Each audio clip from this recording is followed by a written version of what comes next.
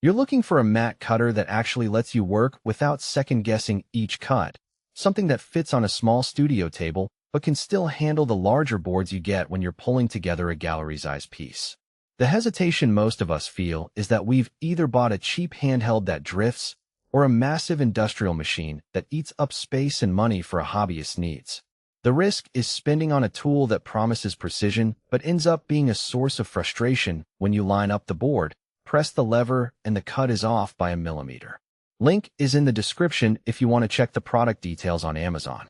The Logan 6601 Framer's Edge Elite is positioned as a production-grade cutter, but the design is clearly meant for the serious hobbyist or small shop professional who needs to move from one board to the next without resetting everything.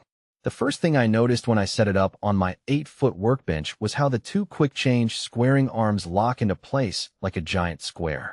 That's not just a gimmick. It means that once you've set the arm to your desired width, every subsequent board slides into the same alignment automatically. In my own workflow, I was cutting a series of 4-ply mats for a client's mixed media exhibition, and the arms held the board steady enough that I could focus on the bevel angle rather than constantly checking if the board was still square. The real practical strength of this cutter is the micro-adjustment overcut screw on the rear of the head. Most cutters give you a single cut lever, and if you're a little off, you have to redo the whole piece. With this screw, you can dial in a fraction of a millimeter, effectively telling the blade to cut a hair longer or shorter. On a day when I was trimming 8-ply boards for a large-scale photograph, that adjustment saved me from wasting a whole sheet because the first pass was a touch too short. The start and stop indicator is another small but helpful feature. You can see at a glance whether the blade is ready to go or if you need to release the safety lock, which reduces the little hesitations that build up when you're working quickly. On the flip side, the cutter isn't without trade-offs. The 60-inch capacity is generous, but it does mean the base sits on a fairly large footprint.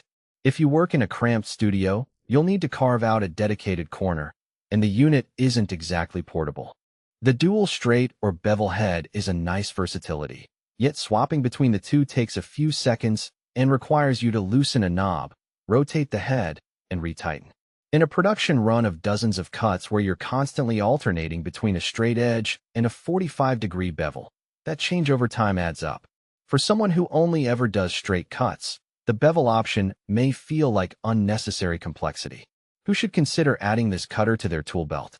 If you regularly produce mats for framing, whether you're a professional framer, a fine art photographer, or a hobbyist who sells custom-cut mats on Etsy, the Logan 6601 offers a level of repeatable accuracy that cheaper hand-crank models simply can't match.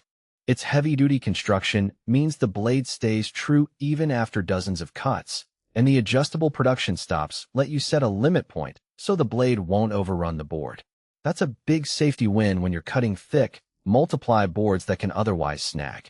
The micro-adjustment also makes it viable for anyone who needs to meet tight tolerances. Think museum-level framing, where a misaligned mat is immediately noticeable.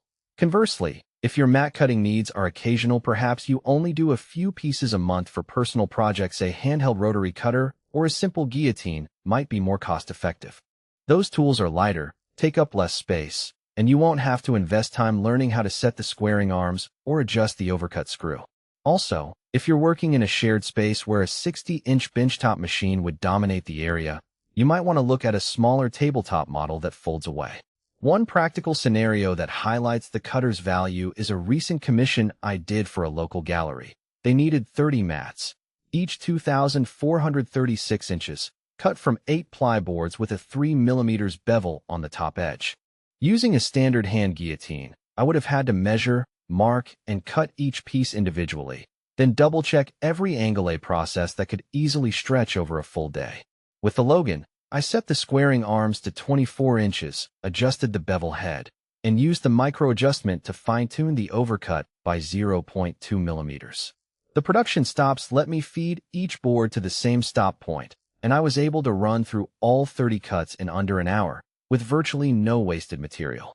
That time saving translates directly into more profit or more time for creative work, which is where the real value lies.